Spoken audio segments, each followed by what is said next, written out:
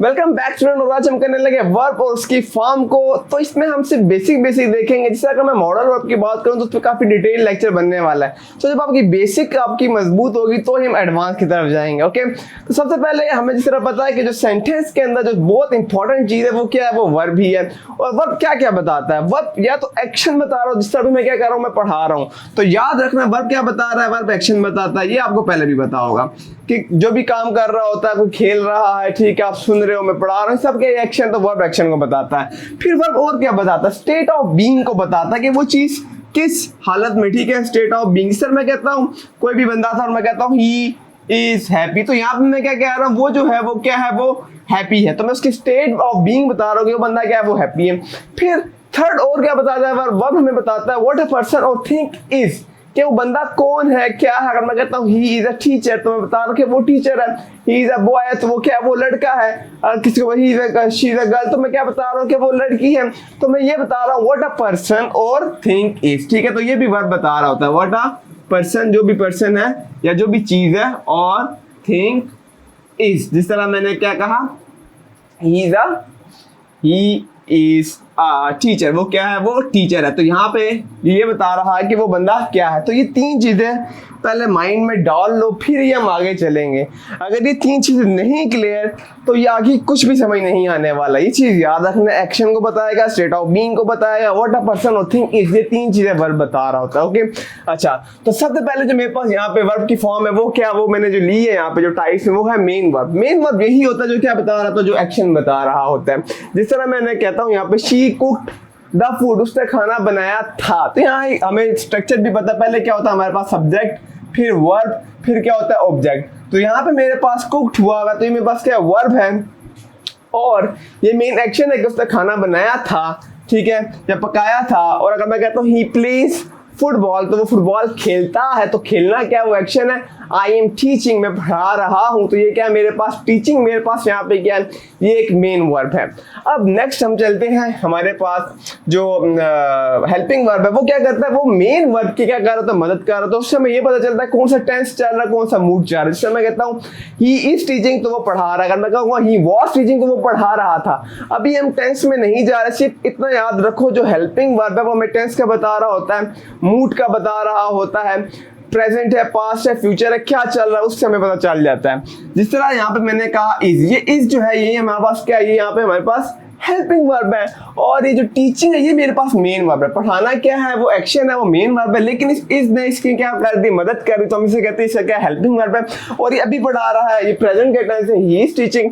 और मैं कहता हूँ ही वाज टीचिंग, इसका मतलब वो पढ़ा रहा था। यहाँ पे जो वाज है मेरे पास, ये हेल्पिंग वर्ब है, उस टीचिंग की मदद की, और हमें ये पता चला कि वो पास्ट में पढ़ा रहा था।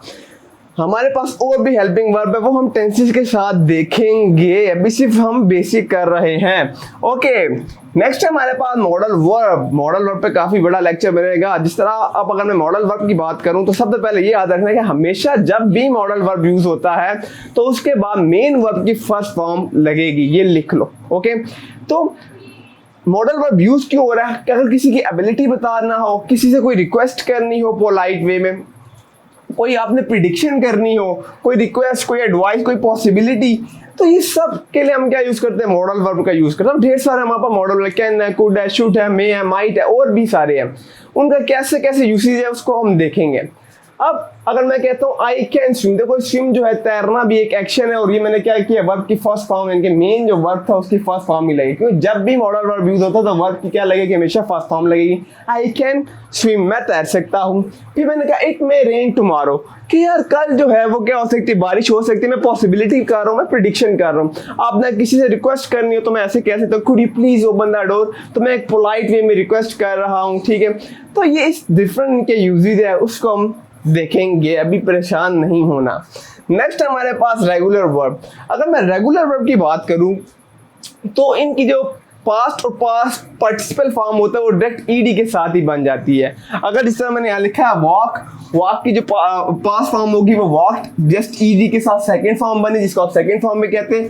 पास्ट पार्टिसिपल जिसको आप थर्ड फॉर्म कहते हैं, ईडी के साथ इसकी क्या बने, पास्ट पार्टिसिपल फॉर्म भी बन जाएगी। सिंपल ईडी ऐड करने से, जिस तरह प्ले, प्लेड, प्लेड, तो ये भी मेरे पास क्या हो रहा है, मेरे पास रेगुलर वर्ब होगा जो ईडी के साथ सेकंड और थर्ड फॉर्म बन जाए। अगर ऑन द अदर हैंड अगर मैं इररेगुलर वर्ब की बात करूं तो वो ईडी के साथ नहीं बन रहे हो, तो उनका जरा डिफरेंट है सीन। जिस तरह मैं यहाँ पे कहता हूँ कॉस्ट, ठीक है, कॉस्ट फर्स्ट फॉर्म होगी, सेकंड भी कॉस्ट और थर्ड भी कॉस्ट। यहाँ पे क्या होगा, यहाँ पे तीनों ही क्या हो गए, तीनों ही सेम हो गया। तो फर्स्ट पॉसिबिलिटी ये इररेगुलर वर्ब की कि वो तीनों फॉर्म्स उसकी क्या हो सकती है, सेम हो सकती है। सेकंड ये हो सकती है मेरे पास से मैं कहता हूँ ड्राइव, जो हम गाड़ी चलाते, फिर अगर उसने चलाई पहले से थी तो फिर ड्रोव हो जाएगा और लास्ट क्या हो जाएगा, ड्रिवन हो जाएगा। ये पॉसिबिलिटी भी हो सकती है कि तीनों ही क्या हो जाए मेरे पास, टोटली चेंज हो जाए। Last but not the least एक और पॉसिबिलिटी भी है मेरे पास कि दो सेम हो जाए और एक चेंज हो जाएंगे, बीट, बीट और लास्ट इसकी क्या बन जाती है, बीटन। तो इस तरह के जो डिफरेंट बन रहे होते हैं, जो ईडी के साथ नहीं बन रहे होते, दो सेम हो जाए, एक डिफरेंट हो जाए, या तीनों डिफरेंट हो जाए, तीनों सेम हो जाए, सब क्या कहलाते हैं, इररेगुलर वर्ब्स कहलाते हैं। ओके, अब मैं इसको इरेज करता हूँ, हम मजीद आगे देखते हैं। ओके स्टूडेंट्स, अब हम देखते हैं transitive, direct transitive, direct, indirect और last but not the least intransitive verb. देखो ट्रांजिटिव का मतलब भी क्या हो रहा है, कुछ ना कुछ क्या हो रहा है, ट्रांसफर हो रहा है, ठीक है। यानी कि जो एक्शन होगा, जो डूअर परफॉर्म कर रहा है, वो वर्ब उसको आगे पास ओवर कर देगा किसके ऊपर, ऑब्जेक्ट के ऊपर। अगर तो ऑब्जेक्ट नहीं होगा तो जो हमारा सेंटेंस होगा उसके जो मीनिंग होंगे वो क्या होंगे, वो इनकम्प्लीट होंगे। वेरी सिंपल, डेफिनेशन पढ़ लो, बहुत आसान है।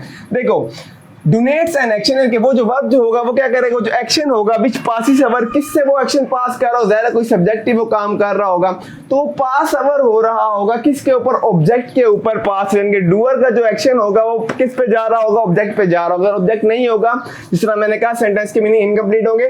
देखो द बॉय किक्स, अगर मैं सिर्फ ये कहता हूँ द बॉय किक्स, ठीक है, वो लात मारता है, मैं कहता हूँ क्या लात मारता है, व्हाट, ये आंसर दे रहा हमें व्हाट का, तो हम कहेंगे फुटबॉल, था फुटबॉल। तो ये देखो द बॉय किक्स, पहले क्या पड़ा होता है हमारे पास, सब्जेक्ट पड़ा होता है, बॉय क्या है मेरे पास, द बॉय सब्जेक्ट है, किक्स क्या हो रहा है मेरे पास, वर्ब हो रहा है, वो लात मारता है, किसको मारता है ना, व्हाट का आंसर देना पड़ेगा। अगर मैं यहाँ से द फुटबॉल हटा दूं तो हमें जो सेंटेंस है वो मेरे पास क्या हो रहा है, इनकम्प्लीट हो रहा है। Clear, okay. नेक्स्ट मेरे पास है डायरेक्ट ट्रांजिटिव। डायरेक्ट ट्रांजिटिव भी सेम यही है, लेकिन बस क्या हो जाएगा, हमारे जो सेंटेंस में होंगे दो ऑब्जेक्ट होंगे, और जब दो ऑब्जेक्ट होंगे तभी उसका वो क्या होगा, मीनिंग जो होगा प्रॉपर हमें समझ जाएगी। जैसे कि मैं यहाँ पे कहता हूँ two object are necessary for complete, ठीक है, मीनिंग। जैसे मैं कहता हूँ ही टोल्ड मी अ सीक्रेट, तो यहाँ पे देखो ही टोल्ड, उसने मुझे बताया, ठीक है, क्या बताया, देखो उसने आपको बताया क्या, एक सीक्रेट बताया, लेकिन किसको बताया, मुझे बताया। यानी कि यहाँ पे दो ऑब्जेक्ट आ गए। देखो पहले क्या था मेरे पास, ये तो आ गया सब्जेक्ट, फिर क्या आ गया वर्ब। अब इसमें क्या हो रहा है कि मेरे पास एक ऑब्जेक्ट यहाँ आ गया और एक ऑब्जेक्ट यहाँ आ गया।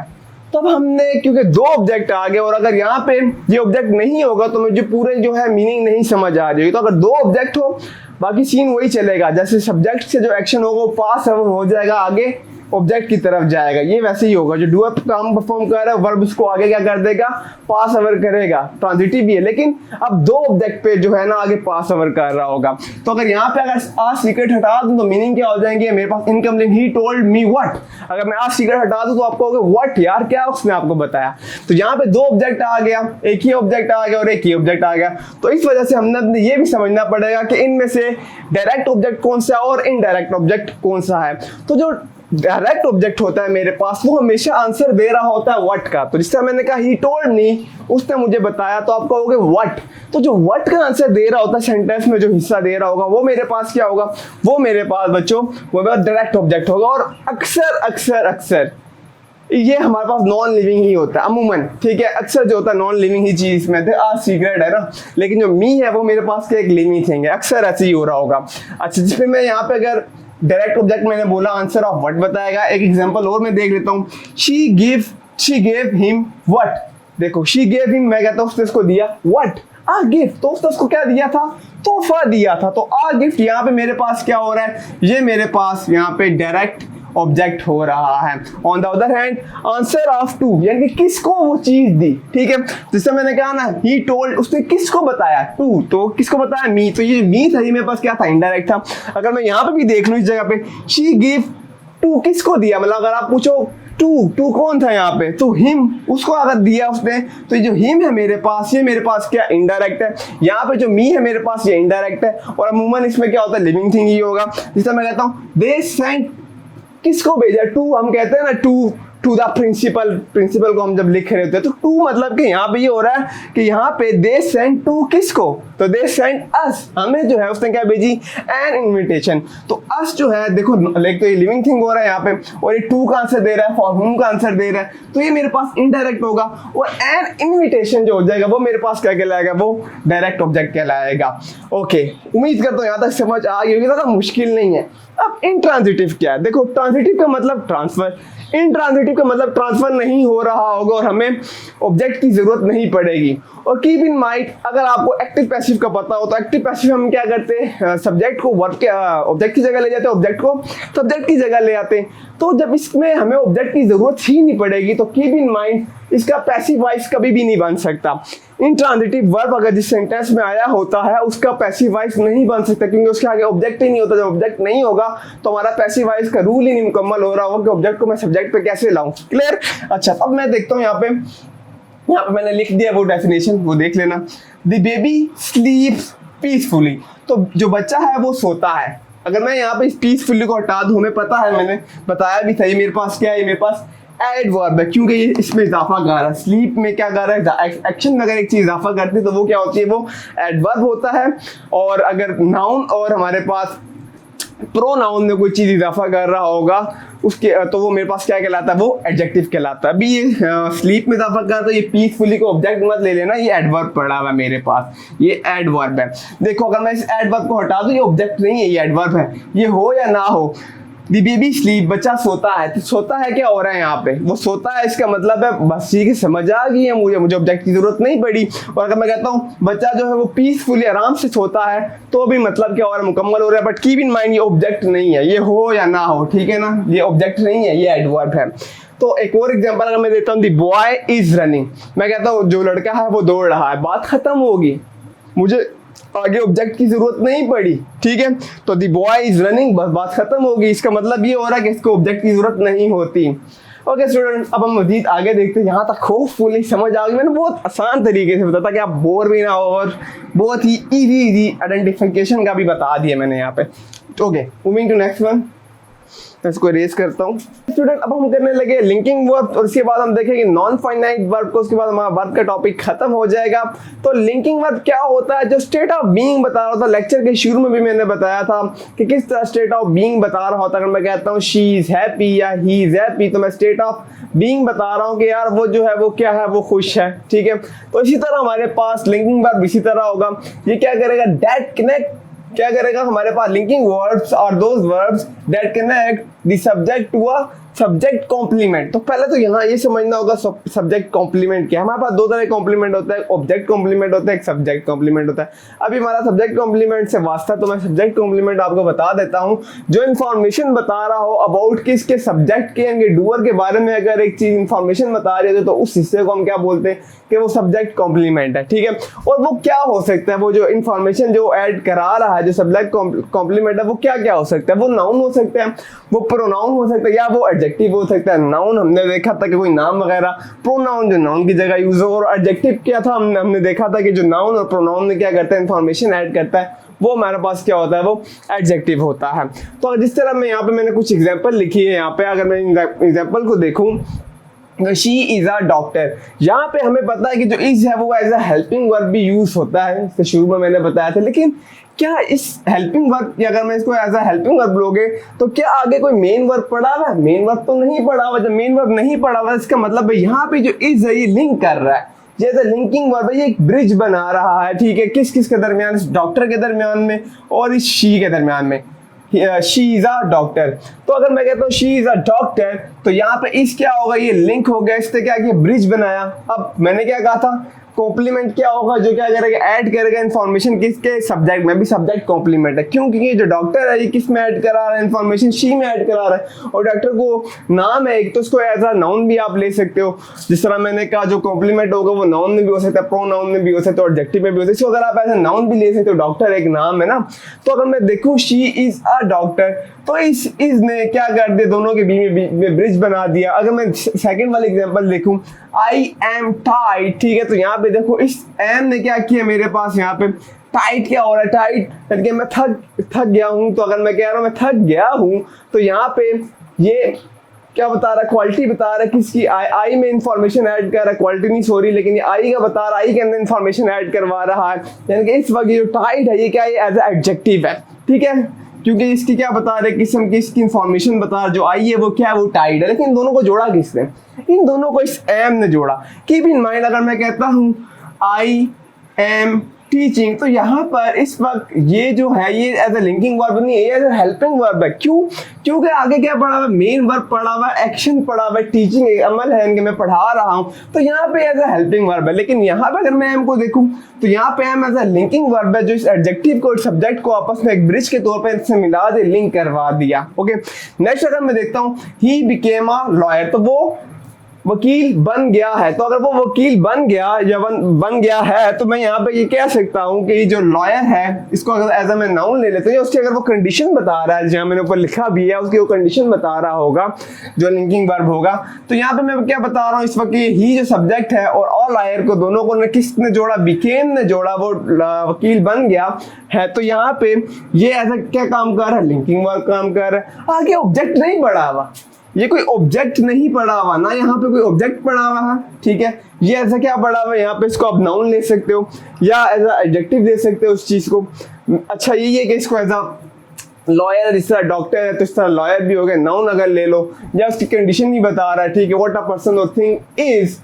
ओके, नेक्स्ट अगर मैं देखूं मेरे पास कुछ मजीद एग्जांपल है, लुक है, अपीयर है, फील है, स्मेल है। अगर मैं यहाँ पे एग्जांपल देखूं, द फ्लावर्स स्मेल वंडरफुल, तो जो फूल है वो क्या खुशबूदार है, ठीक है। तो जो फूल खुशबूदार अगर मैं यहाँ पे देखूं तो देखो फ्लावर्स जो है मेरे पास क्या हो रहा है, यहाँ पे सब्जेक्ट है, ये जो स्मेल है यहाँ पे ये एज अ ब्रिज काम किया कि जो फूल है, क्योंकि सब्जेक्ट को इसने इस कॉम्प्लीमेंट के साथ क्या कर दिया, जोड़ दिया कि वो जो फ्लावर है वो क्या खुशबूदार है। अब ये क्या है, यहाँ पे एडजेक्टिव है। क्यों एडजेक्टिव है? क्योंकि इसकी इंफॉर्मेशन ऐड कर रहा है किसके अंदर, फ्लावर्स के अंदर। तो द फ्लावर्स स्मेल वंडरफुल, तो यहाँ पे स्मेल एज अ ब्रिज काम किया, एज अ लिंक काम किया, तो मैं इसको क्या कहूँगा, मेरे पास लिंकिंग वर्ब है। मूविंग टू लास्ट वन, हमारे पास है the cake taste delicious. Again यहाँ पे टेस्ट आ गया और फिर क्या पड़ा हुआ, डिलीशियस आ गया। तो डिलीशियस अगेन क्वालिटी किसके अंदर, क्वालिटी में इजाफा कर रहा है। ये हमारे पास केक की क्वालिटी में इजाफा कर रहा है। केक मेरे पास सब्जेक्ट है, एक नाउन है, और जब भी एक नाउन के अंदर इंफॉर्मेशन ऐड होता है वो हमारे पास डेफिनेटली हमारे पास एडजेक्टिव ही होता है। तो यहाँ पे द केक टेस्ट डिलीशियस, तो यहाँ पे मैं कह रहा हूँ जो केक है वो क्या है, वो मज़ेदार है, ठीक है। तो यहाँ पर टेस्ट क्या हो गया, एज अ लिंकिंग वर्ब काम कर गया।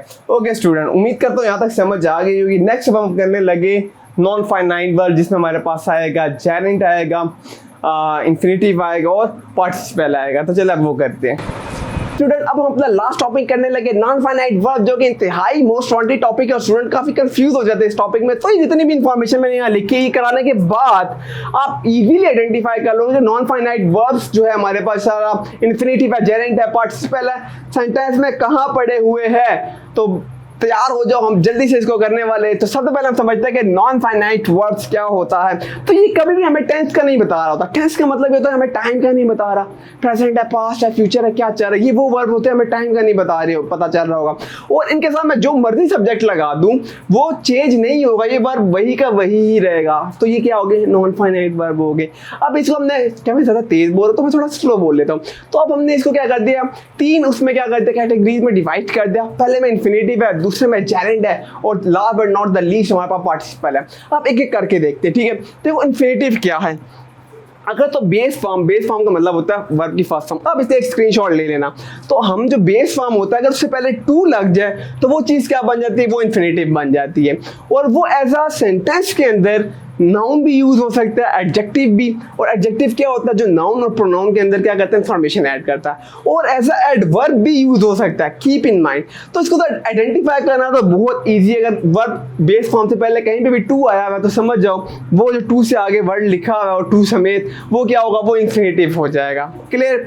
अगर मैं इस पर आप देखता हूँ कि नाउन और एडजेक्टिव और एडवर्ब में कैसे यूज हुआ, वही एडिशनल इन्फॉर्मेशन है। मतलब इसके बाद आप इजीली कोई भी आता तो आप आइडेंटिफाई कर लोगे। ये बहुत एडिशनली इन्फॉर्मेशन यहाँ पे लिखी है। तो हम देखते हैं कि कैसा एज अ नाउन, नाम, ठीक है।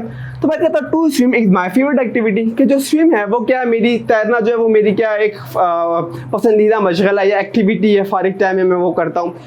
वैसे तो स्विम यहाँ पे एक एक्शन है, ऐसे ही है ना। अगर मैं कहता हूँ यस्टरडे आई वॉज स्विमिंग, ठीक है, तो मैं क्या कर रहा था, मैं तैर रहा था, तो अब तो मैंने स्विमिंग बोला और आई वॉज स्विमिंग हो रहा था, लेकिन यहाँ पे सिर्फ क्या लिखा, बेस फर्स्ट फॉर्म, बेस लगाइए, वर्ब की फर्स्ट फॉर्म है, पीछे क्या लगा दे, टू, तो to swim is my favourite activity.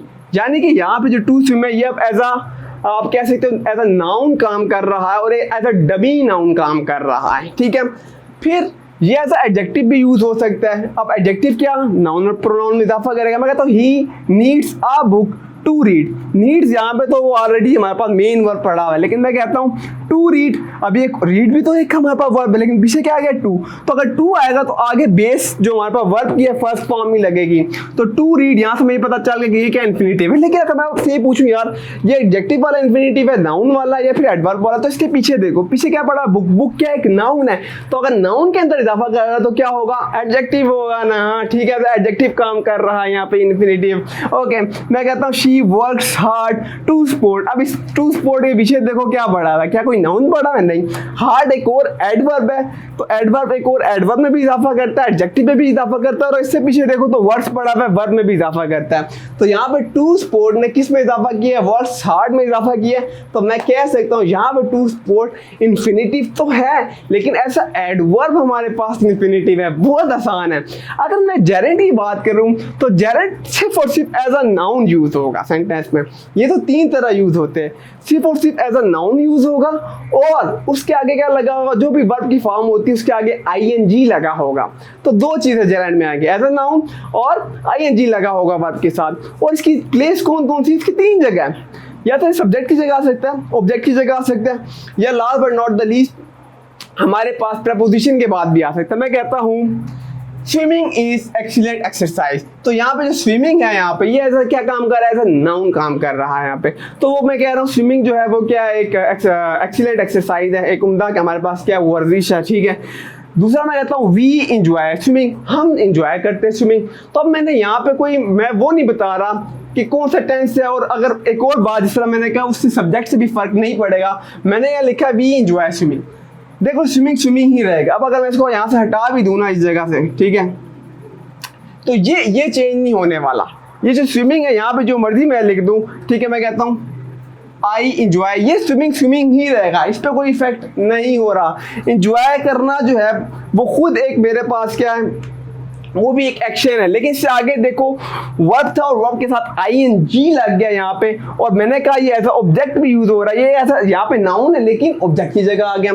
फिर मैं कहता हूँ she is passionate about painting, अब पेंटिंग करना भी क्या एक एक्शन, लेकिन पेंट के साथ आईएनजी लग गया और फिर प्रपोजिशन के बाद लगा है यहाँ पे, तो मैं ये कह सकता हूँ यहाँ पे ये जो पेंटिंग है मेरे पास ये क्या है, जेरेंट है, और ये एक वर्बल नाउन, एक डमी के तौर पे वर्ब से क्या बन गया, एक नाउन बन चुका है। यहाँ जो भी मैं लगाता रहूंगा यहाँ पे चेंज करता रहूंगा, लेकिन ये पेंटिंग का पेंटिंग ही रहेगा। क्लियर। लास्ट देखते हैं पार्टिसिपल हमारे पास, जिस तरह ये ऐसा डमी नाउन होता है, ये ऐसा डमी एडजेक्टिव होता है। तो एडजेक्टिव की तो निशानी ये है कि उसके पीछे क्या पड़ा होगा, कोई ना कोई हमारे पास नाउन पड़ा होगा अगर वो ऐसा एडजेक्टिव काम कर रहा है। लेकिन निशानी क्या है, अगर मैं हमारा पार्टिसिपल की बात करूं तो दो तरह के पार्टिसिपल होते हैं, एक प्रेजेंट पार्टिसिपल होता है, एक पास्ट। तो प्रेजेंट पार्टिसिपल होता है उसके वर्ब की फर्स्ट फॉर्म जो भी होता है उसके साथ आईएनजी लग जाता है, और पास्ट पार्टिसिपल की बात करूं तो वर्ब के साथ ईडी लग जाता है। तो पहले मैं प्रेजेंट पार्टिसिपल की बात करता हूं, वो मैंने बता दिया एज एडजेक्टिव काम करेगा, तो एज एडजेक्टिव का अगर काम कर रहा है और ये एज नाउन काम कर रहा था, तो अगर एज अ नाउन काम करेगा तो कॉमन सेंस की बात है, उसके आगे पीछे कोई हम एडजेक्टिव को नहीं है वो नहीं देखेंगे कि इसके आगे पीछे क्या है।